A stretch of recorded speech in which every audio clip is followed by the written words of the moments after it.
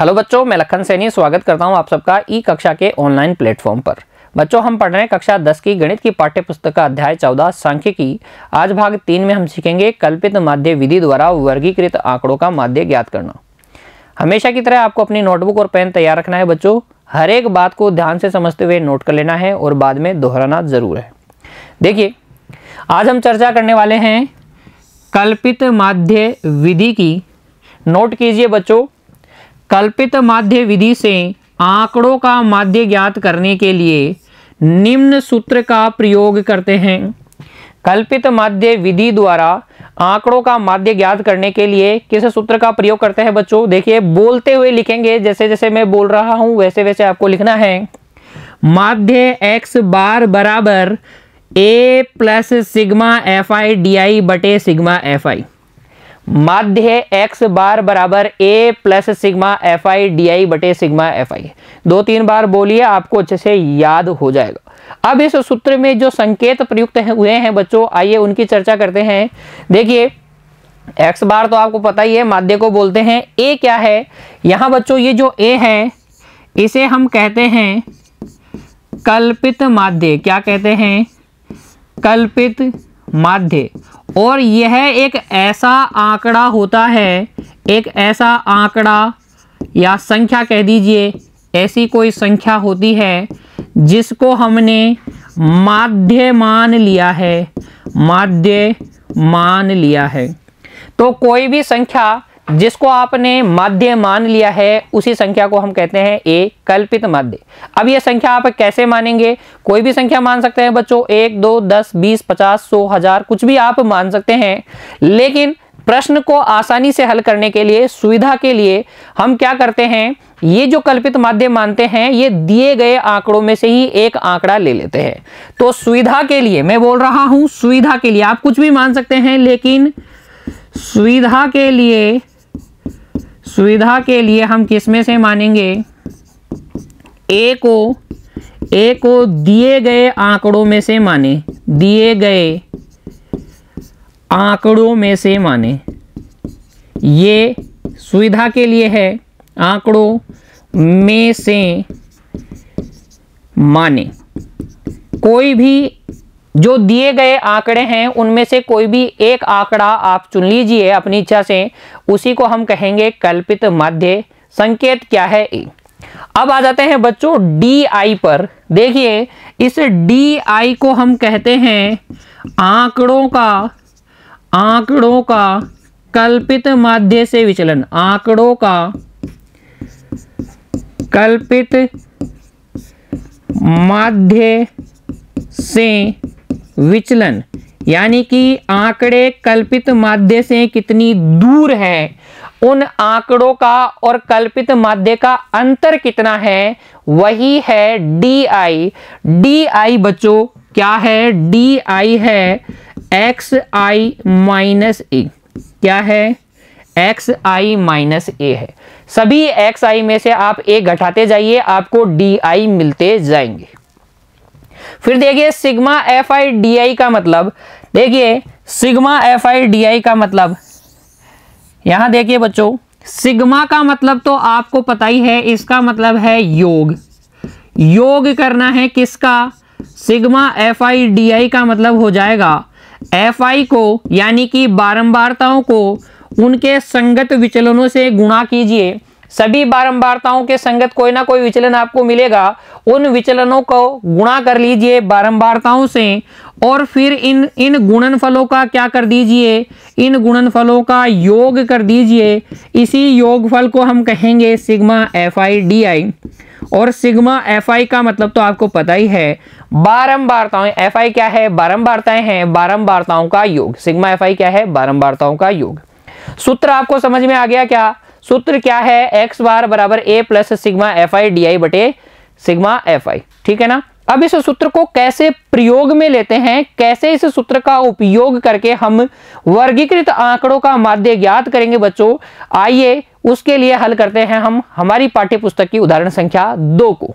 देखिए, उदाहरण संख्या 2, नीचे दी हुई सारणी भारत के विभिन्न राज्यों एवं संघीय क्षेत्रों, जिनको अंग्रेजी में कहते हैं यूनियन टेरिटरीज, के ग्रामीण क्षेत्रों के प्राथमिक विद्यालयों में महिला शिक्षकों के प्रतिशत बंटन को दर्शाती है।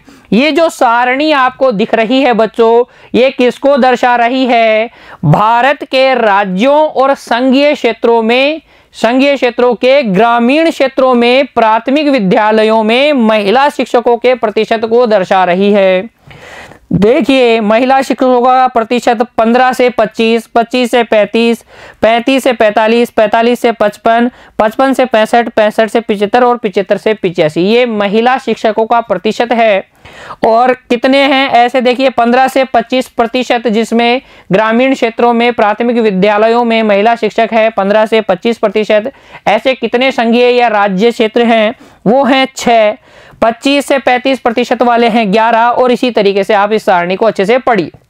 फिर हमसे कहा गया है इस अनुच्छेद में, यानी कि इस अध्याय में जो पहला अनुच्छेद दिया गया है, चर्चित तीनों विधियों से महिला शिक्षकों का माध्य प्रतिशत ज्ञात कीजिए। हमसे महिला शिक्षकों का माध्य प्रतिशत पूछा गया है तीनों विधियों से, जिनमें से बच्चों हमने प्रत्यक्ष विधि द्वारा माध्य ज्ञात किया था पिछले भाग में। भाग 2 में हमने बच्चों प्रत्यक्ष विधि की चर्चा की थी, इसी उदाहरण को हमने हल किया था, और मैंने आपसे कहा था कि अगले भाग में मैं आपको बताऊंगा कि कल्पित माध्य विधि से, कल्पित माध्य की विधि से कैसे हम माध्य ज्ञात करते हैं। और बच्चों इसके अगले भाग में, यानी कि मैं कह रहा हूं भाग 4 में, हम चर्चा करेंगे पग विचलन विधि द्वारा माध्य ज्ञात करने की। तब भी मैं यही उदाहरण लूंगा और इसको हल करके दिखाऊंगा। तो यहां हम दूसरी विधि की चर्चा करने वाले हैं, कल्पित माध्य विधि द्वारा वर्गीकृत आंकड़ों का माध्य ज्ञात करना। ये आंकड़े वर्गीकृत हैं। देखो, आंकड़े आपको वर्ग अंतराल के रूप में दिए गए हैं, और ये वर्ग अंतराल कैसे हैं? संतत हैं, क्योंकि उच्च सीमा निम्न सीमा के बराबर है, उच्च सीमा निम्न सीमा के बराबर है। ठीक है ना?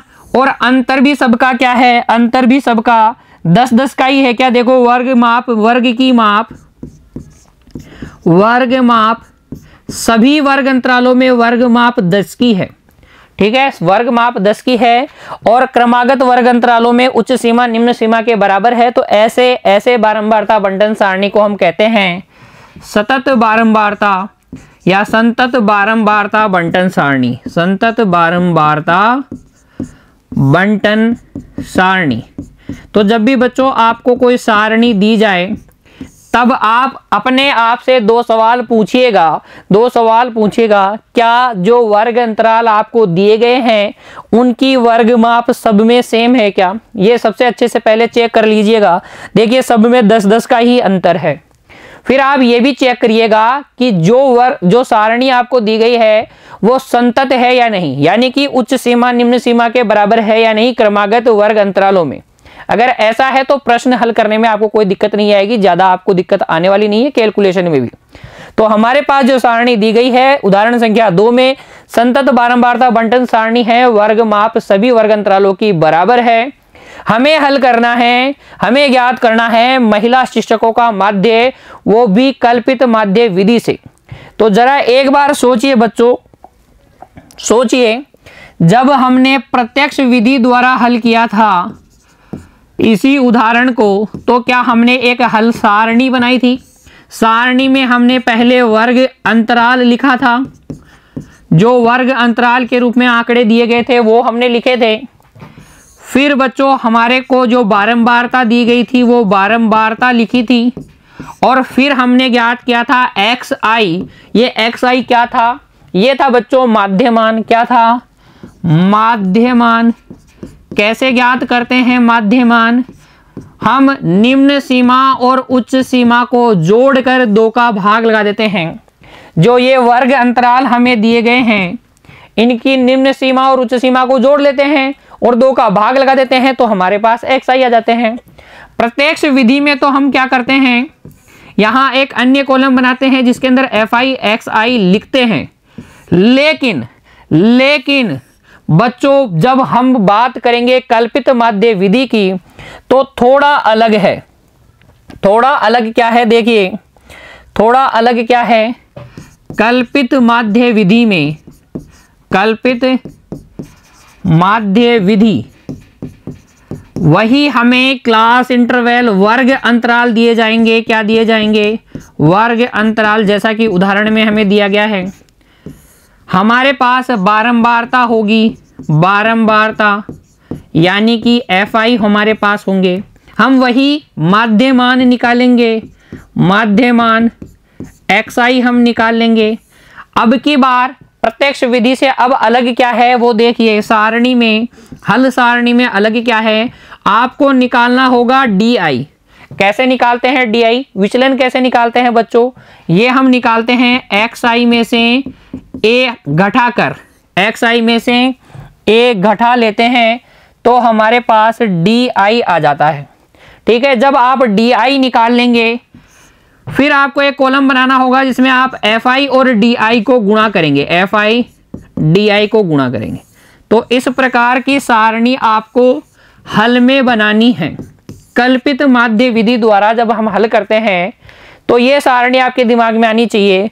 वर्ग अंतराल, बारंबारता, माध्यमान, विचलन, FI DI। ठीक है, हम इन माध्य मानों में से किसी एक मान को A मानेंगे। जैसा कि मैंने आपको बताया था, जब मैं आपको सूत्र समझा रहा था तब मैंने आपको क्या कहा था, जब आप दिए गए आंकड़ों में से किसी एक आंकड़े को कल्पित माध्य मानते हैं तो सुविधा रहती है हल करने में। तो हमेशा ही हम इन आंकड़ों में से, इन माध्य मानों में से किसी एक आंकड़े को A बोल देंगे। A आ गया हमारे पास, इन सबको जोड़ लेंगे, हमारे पास आ जाएगा सिग्मा FI DI। इन सब को जोड़ लेंगे, हमारे पास आ जाएगा सिग्मा FI। सूत्र क्या है कल्पित माध्य विधि द्वारा माध्य ज्ञात करने का? सूत्र देखिए, सूत्र हमारे पास है x बार हमारे पास होता है A plus sigma FI DI बटे सिग्मा FI। A आपके पास है, सिग्मा FI DI आपके पास है, सिग्मा FI आपके पास है। सब कुछ आप मान भर देंगे तो आपके पास क्या आ जाएगा? माध्य आ जाएगा।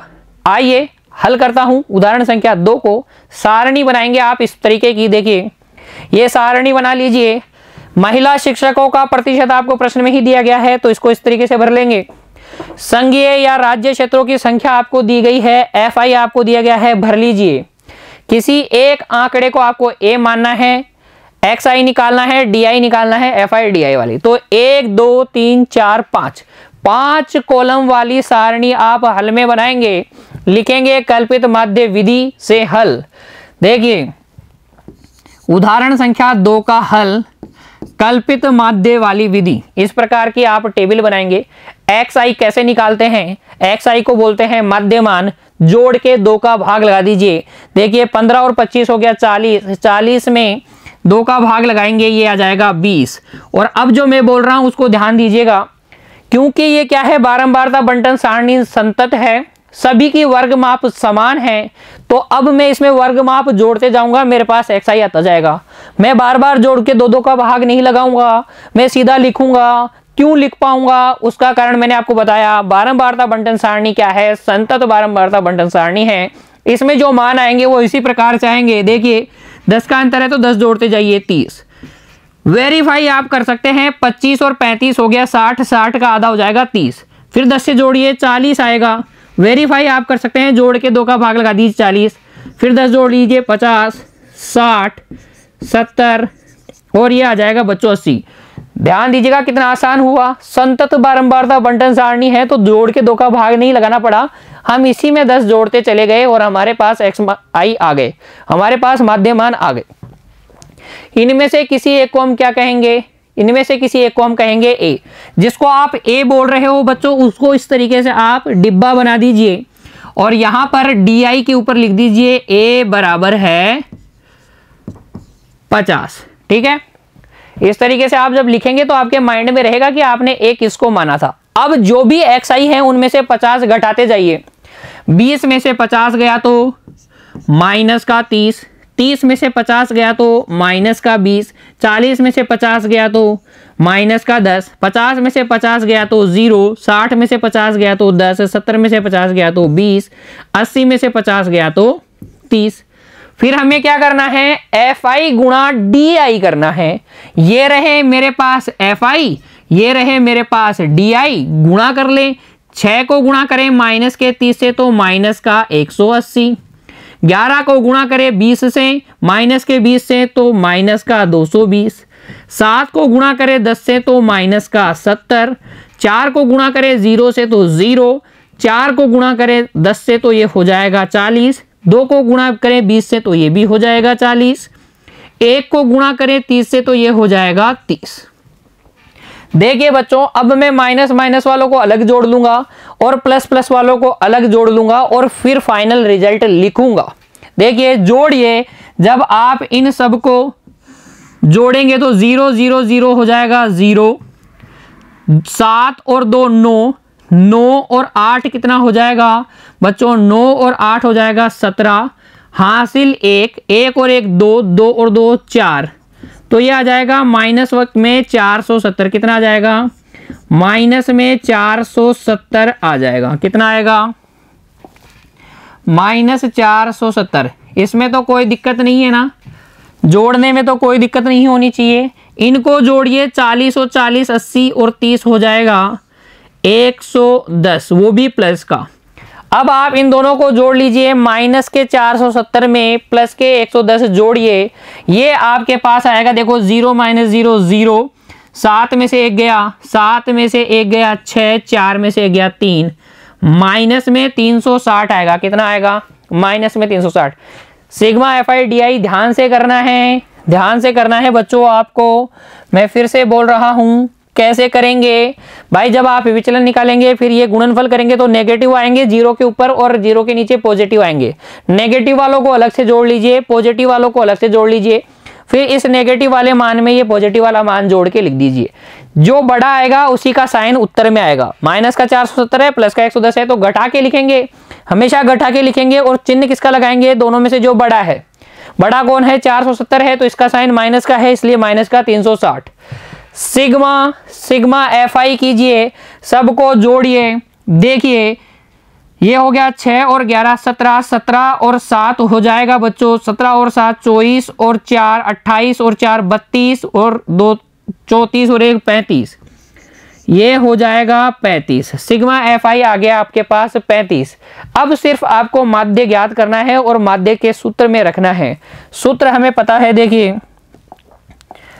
माध्य